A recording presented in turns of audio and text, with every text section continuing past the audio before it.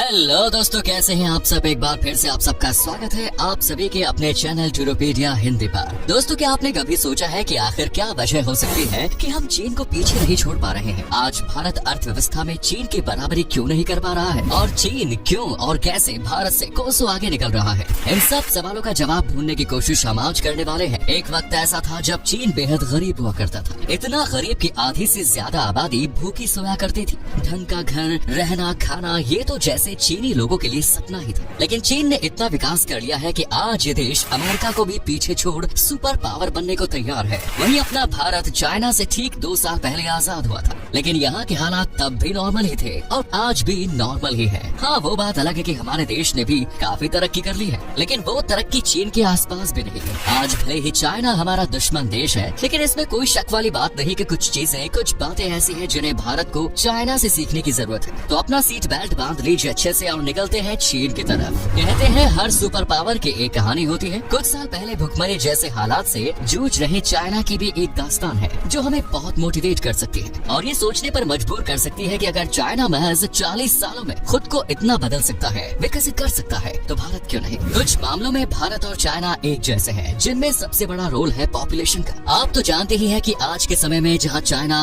141.24 करोड़ की आबादी के साथ दुनिया में पहली रैंक पर है, वहीं इसे पछाड़ने में भारत भी पीछे नहीं। इंडिया भी 140.76 करोड़ की पॉपुलेशन के साथ दूसरे नंबर पर पधारा है और कभी आंकड़ा चाइना को मात दे सकता है। लेकिन इंडिया सिर्फ यही चाइना को मात देता है, बाकी के कई पॉइंट्स ऐसे हैं जहां चाइना के आसपास भी नहीं है। शुरुआती दौर को देखें तो 1949 में चाइना में कम्युनिस्ट पार्टी ने माओ त्से तुंग के नेतृत्व में सत्ता हासिल की। उस वक्त चीन बहुत गरीब हुआ करता था और काफी अकेला भी, क्योंकि चीन को जिस तरह आज कोई सपोर्ट नहीं करता है, उसी तरह उस वक्त भी कोई सपोर्ट नहीं करता था। उस दौर में चीन की अर्थव्यवस्था पूरी तरह से कृषि यानी एग्रीकल्चर पर डिपेंडेंट थी। लेकिन माओ के इरादे कुछ अलग थे। वो चाइना को एक पावरफुल, अमीर और बहुत मजबूत देश के रूप में देखना चाहते थे। उन्हें नफरत थी हर उस चीज से जो देश को पीछे धकेले। साथ ही वो पूंजीवाद यानी कैपिटलिज्म से भी नफरत करते थे। हाँ, वो बात अलग है कि आज चीन इसी कैपिटलिज्म को अपना हथियार बनाकर दुनिया में अपना नाम कमा रहा है, सबसे आगे निकल रहा है। लेकिन ये कैपिटलिज्म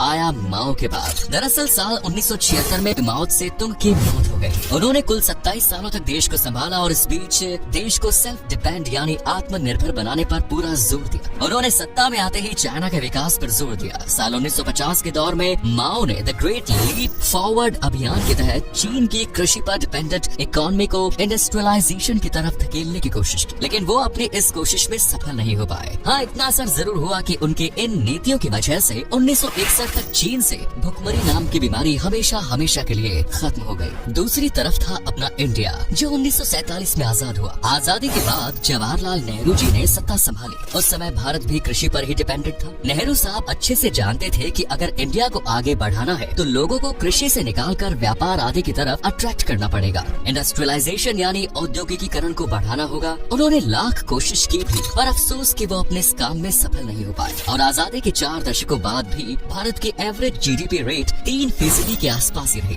इससे साफ जाहिर होता है कि शुरुआती सरकार ने कोशिश तो की, लेकिन लोगों ने उन्हें सपोर्ट नहीं किया। अब आगे ऐसा हुआ कि लोगों ने कोशिश की, लेकिन कहीं न कहीं सरकार ढीली रही। 2004 की बात है, जब मनमोहन सिंह प्रधानमंत्री थे, तब उन्होंने मुंबई को शंघाई जैसा बनाने की बात कही, लेकिन आज तक ऐसा हुआ नहीं। दूसरी तरफ साल 2012 में शी जिनपिंग ने चाइना की सत्ता संभाली और कहा कि वो गरीबी को पूरी तरह से खत्म करके दिखाएंगे और आज उनके जुबान का नतीजा आप देख रहे हैं। चाइना सुपर पावर बनकर बाहर निकला है। हर देश अब चाइना के जैसा बनना चाहता है, यहाँ तक कि खुद भारत भी चाइना के जैसा बनना चाहता है। लेकिन सवाल ये आता है कि आखिर वो कौन सी बातें हैं जिन्हें सीखकर भारत चाइना जैसा या चाइना से भी आगे निकल सकता है। आइए जानते हैं योजनाओं का इम्प्लीमेंटेशन। आप तो जानते ही हैं कि हमारे इंडिया में हर रोज एक नई योजना बनती है। इस हिसाब से हम कह सकते हैं कि भारत योजनाएं और नीतियां बनाने में काफी आगे है। हाँ, वो बात अलग है कि इन योजनाओं को सही से इम्प्लीमेंट करने में भारत चाइना से पीछे है। सीधे शब्दों में कहें तो भारत में योजनाएं बन तो जाती है, लेकिन जब उन्हें धरातल पर उतारने की बात आती है तो भारत उस मामले में पीछे रह जाता है। लेकिन चाइना के साथ ऐसा नहीं है। वहाँ जो योजना बनती है उसे पूरे शिद्दत के साथ फॉलो किया जाता है ताकि उस योजना का सबको लाभ मिल सके। लेकिन सवाल ये है कि ऐसा क्यों? देखिए, हमारे देश में सरकार तो योजनाएं बना देती है, लेकिन जो इंडियन सिस्टम के बीच वाला गैप है वो कहीं न कहीं इन योजनाओं को सही से काम करने से रोकता है। जैसे 10 लोगों तक एक योजना पहुंची,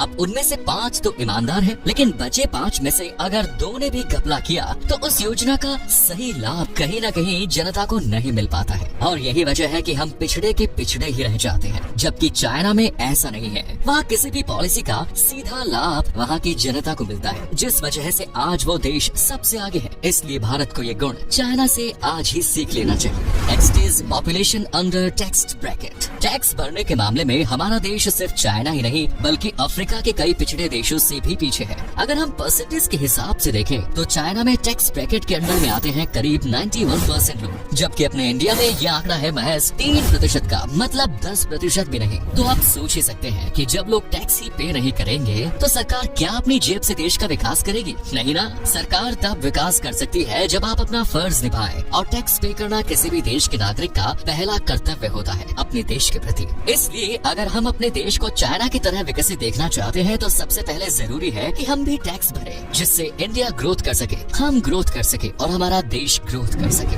नेक्स्ट इज इकोनॉमिक पॉलिसीज। साल 1948 से लेकर 1978 तक चाइना में जो इकोनॉमिक पॉलिसीज थी वो इतनी जटिल थी कि चाइना को ग्रोथ करने में प्रॉब्लम्स हो रही थी। वो जिस हिसाब से आगे बढ़ना चाह रहा था उस हिसाब से आगे बढ़ ही नहीं पा रहा था, लेकिन चाइना ने समय रहते ये समझ लिया। इसलिए साल 1978 में डैन ज़ाओपिंग, जो उस समय चीनी का एक क्रांतिकारी नेता था, उन्होंने अपना दिमाग दौड़ाया और नई इकोनॉमिक नीति पेश करते हुए मेक इन चाइना की शुरुआत कर डाली। उस समय बड़े बड़े देश जैसे अमेरिका, जापान और यूरोप से चाइना ने मशीनें आयात की। साथ ही इन देशों की बड़ी बड़ी कंपनीज को भी अपने देश में आकर बिजनेस करने का ऑफर दिया। इन सब चीजों की वजह से चाइना ने तरक्की की राह पकड़ी और देखते ही देखते आज चाइना बॉस बन बैठा है। जबकि अपने इंडिया में मेक इन इंडिया पर जोर दिया गया साल 2014 से, जबकि इससे पहले तो यहाँ सिर्फ सत्ता का खेल था। और आज मेक इन इंडिया के तहत भारत भी चाइना बनने की राह पर निकल पड़ा है और उम्मीद करते हैं कि जल्द अपना इंडिया विश्व गुरु बनकर उभरेगा, क्योंकि चाइना भी मेक इन चाइना पॉलिसी के जरिए यहाँ तक पहुँचा है। तो इसमें कोई शक वाली बात नहीं कि भारत भी मेक इन इंडिया जैसी पॉलिसीज के साथ आगे बढ़ेगा। इसीलिए भारत को और हम भारतीयों को मेक इन इंडिया पर जरूर फोकस करना चाहिए। नेक्स्ट इज विदेश नीति।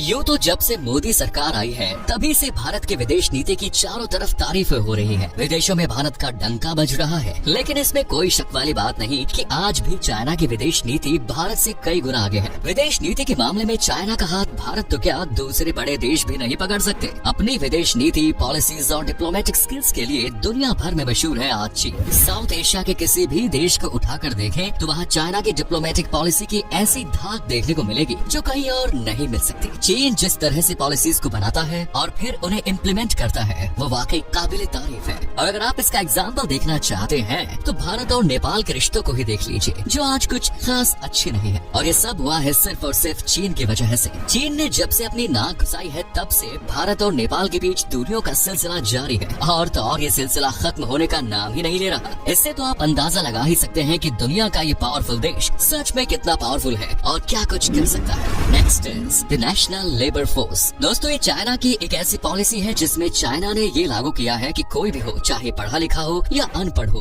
मजदूर हो, सब्जी बेचने वाला हो, चाय बेचने वाला हो, नौकरी पेशा, हर कोई जो चाइना में रहता है उसे नेशनल लेबर फोर्स के साथ रजिस्ट्रेशन करवाने की जरूरत है। अगर वो ऐसा नहीं करता है तो उसे कोई भी काम नहीं दिया जाएगा। इससे क्या होता है कि जब कोई अपना रजिस्ट्रेशन NLF में करवा लेता है तो उसे एक आई कार्ड जैसा दिखाई जाता है, जिसमें एक NLF नंबर होता है जो उसके बैंक अकाउंट से लिंक होता है। यानी वो क्या कमा रहा है, कितना कमा रहा है, कहाँ से पैसा आ रहा है, ये सब सरकार को पता होता है और उसी हिसाब से सरकार उसे सुविधाएं और टैक्स वसूला करती है। वसूली भी सरकार नहीं करती, वो इंसान जितना कमा रहा है उसका सरकार को जाने वाला परसेंट अपने आप उसके LFL अकाउंट से कट जाता है और इसी टैक्स से सरकार उन्हें सुविधाएं भी देती है। तो ये पॉलिसी भी भारत को चाइना से सीख लेनी चाहिए। वैसे अगर सच कहें तो भारत इस टेक्निक को सीख चुका है, इसीलिए तो आधार कार्ड को भारत में लाया गया। आधार कार्ड भी एक तरह का NFL कार्ड ही है, बस फर्क ये है कि अभी इससे टैक्स जैसा कुछ भी नहीं कर रहा। Next is manufacturing. चाइना ने आजादी के बाद से ही अपने देश में मैन्युफैक्चरिंग पर बहुत ज्यादा ध्यान दिया है, क्योंकि चाइना जानता था कि देश में नौकरियां इतनी है नहीं, विदेशी कंपनियां भी इक्का दुक्का है, इनकम का कोई दूसरा सोर्स नहीं है। सिर्फ कृषि के सहारे तो इतनी बड़ी आबादी को अच्छी लाइफस्टाइल दे पाना पॉसिबल नहीं है। इसीलिए चाइना ने मैन्युफैक्चरिंग पर बहुत ज्यादा ज्यादा ध्यान दिया